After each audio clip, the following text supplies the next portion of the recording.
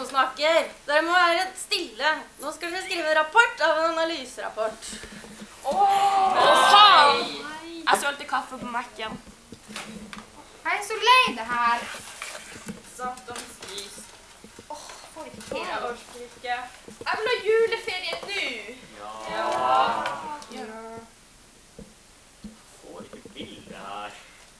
Sandefjord på stemning. Gleder av all kvinnediskrimineringen.